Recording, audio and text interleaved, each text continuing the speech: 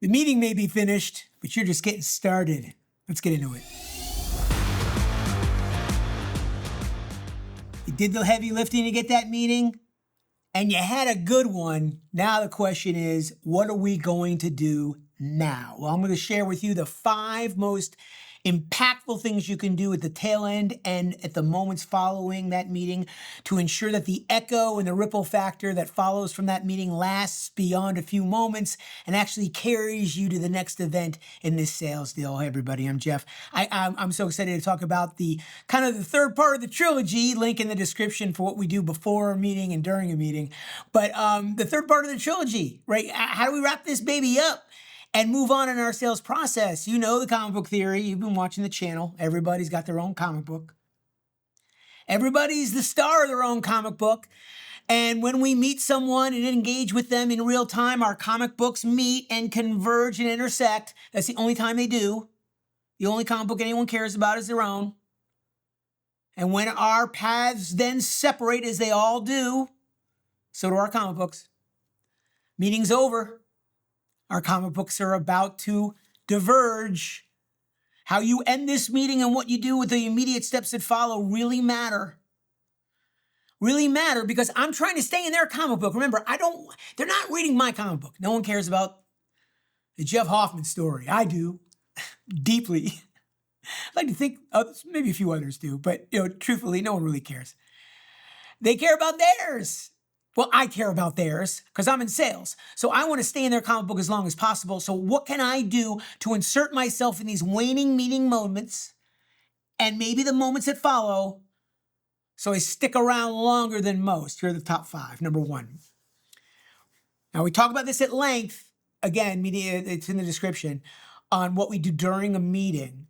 But in my intro, especially if I've got multiple people, but I do it with one person too.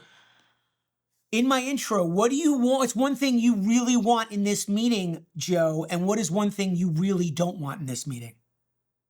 And I use the word want because that's the purpose of the meeting, is to elevate the relationship from interest to desire. I want to go from brain to heart. Interest gets you the meeting. I'm curious, I'm interested. But if all you have is interest when the meeting is over, you're done. Because the pile of things that people are interested in is massive. And the pile of things that they want to work on is thin. That's the pile I need to be on. So I'm going to use the word want. I'm going to confirm it at the end of my meeting. Joe, you said you wanted this out of our 30 minutes. Did you get what you wanted? Joe, you said you did not want us to do this at the meeting. Did I violate that in any way? Before I get to my closing, before I wrap things up, before I do next steps, before action items, I want to make sure I honor the promise I made. I'm establishing a relationship with Joe and Bob and Susan and everybody else. And I'm going to do this to everyone. Why? If I have a group, there's someone in that group who doesn't want me there. There's someone in that group who wants the competitor. There's someone in that group who wants status quo.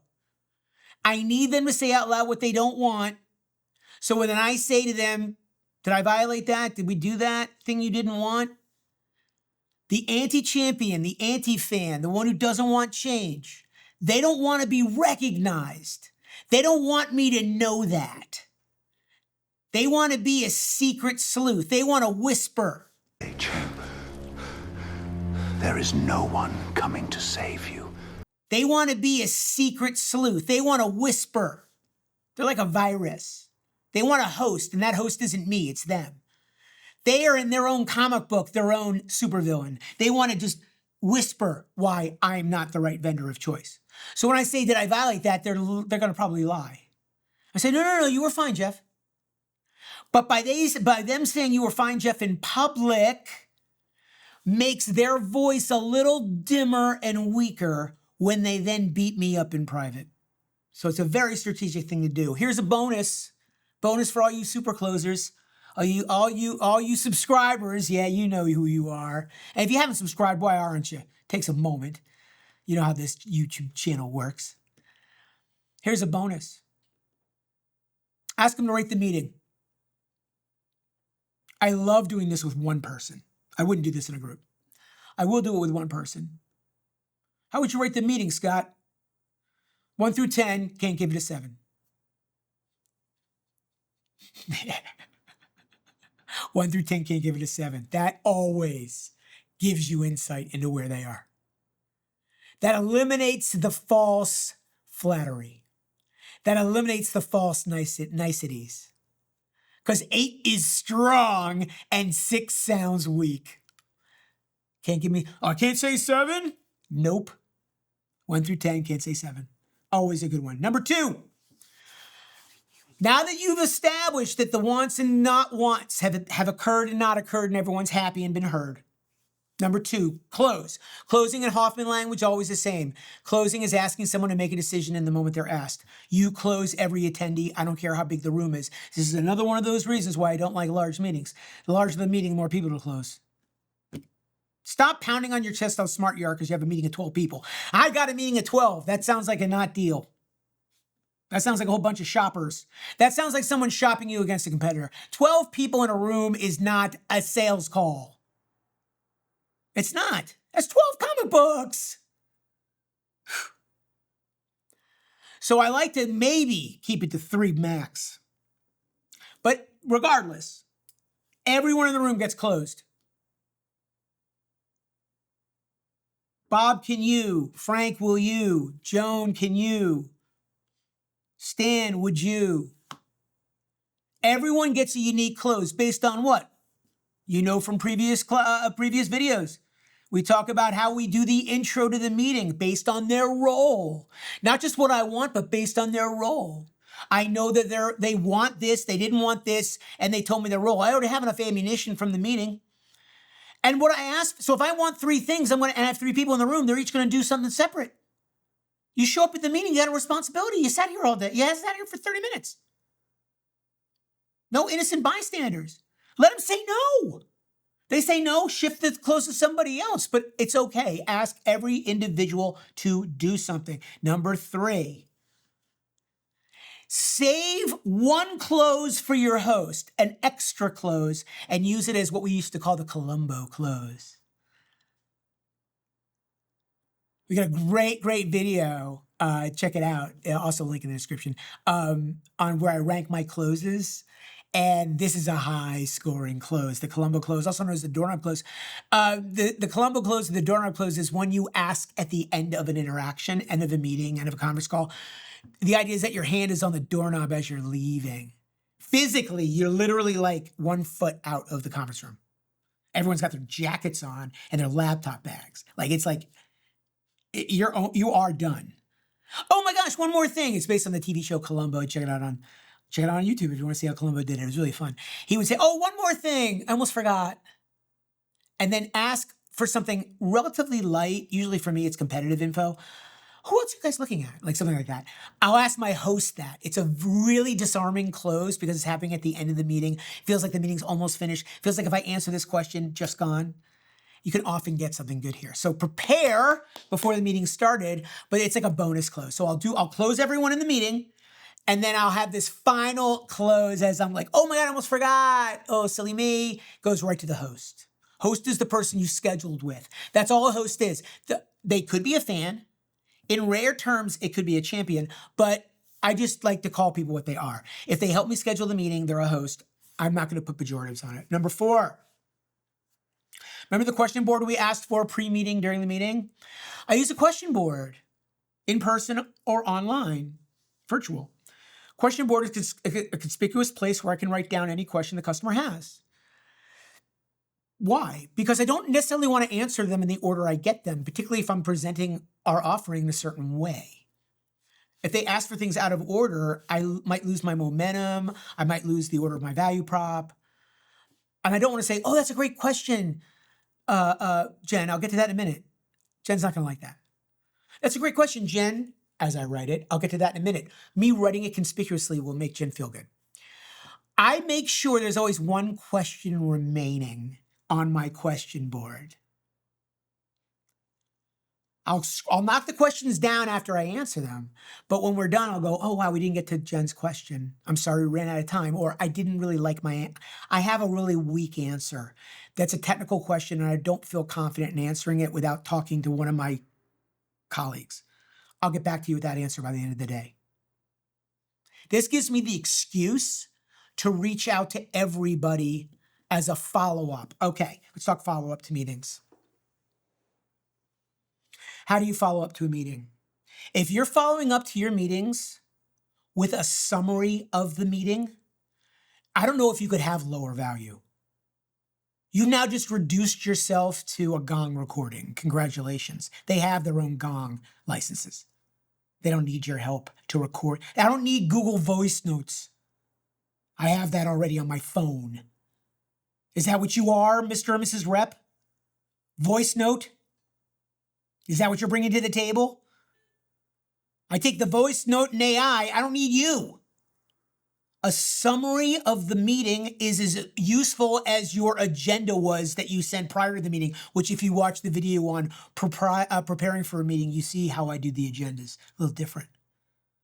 I have to maintain high value. If you're in sales, you have to maintain high value because you're in sales. You have no choice. You have zero authority.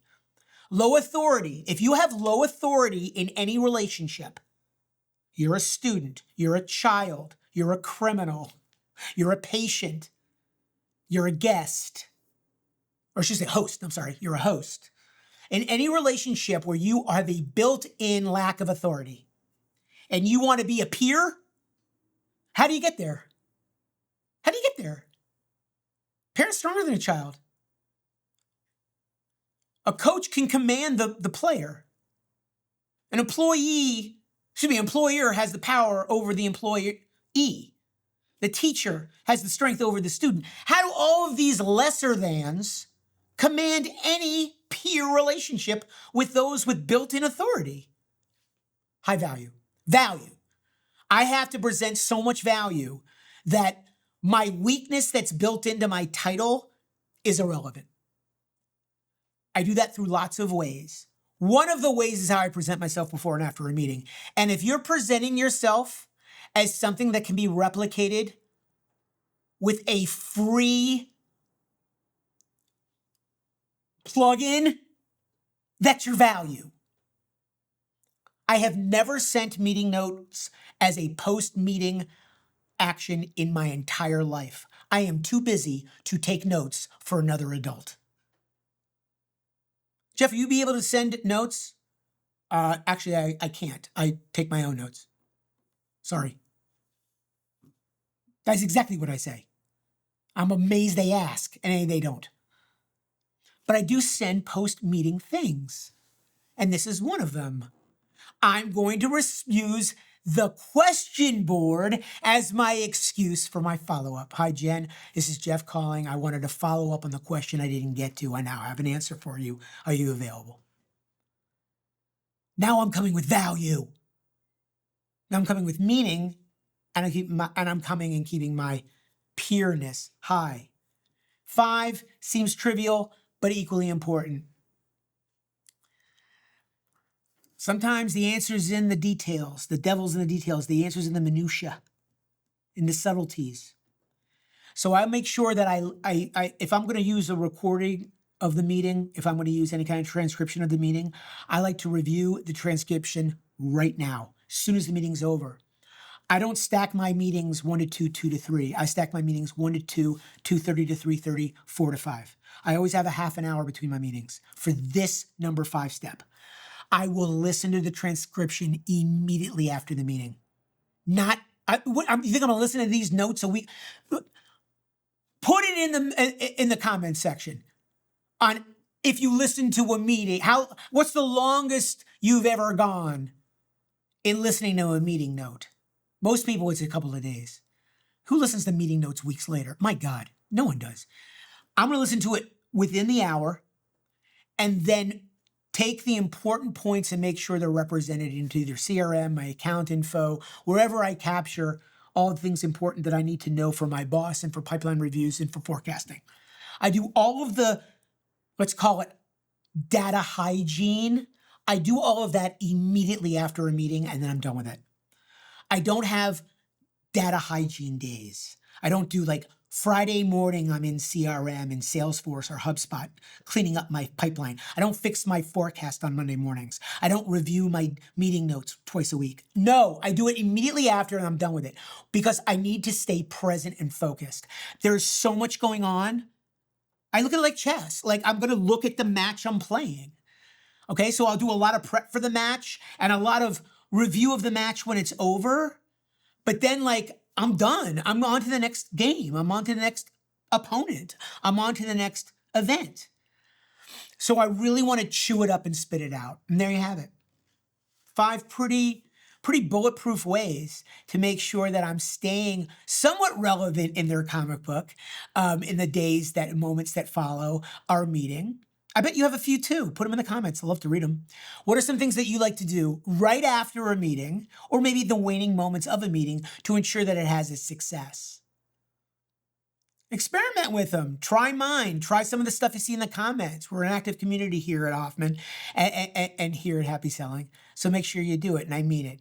Have fun with this, and definitely abide to that advice. Happy selling. See you next time.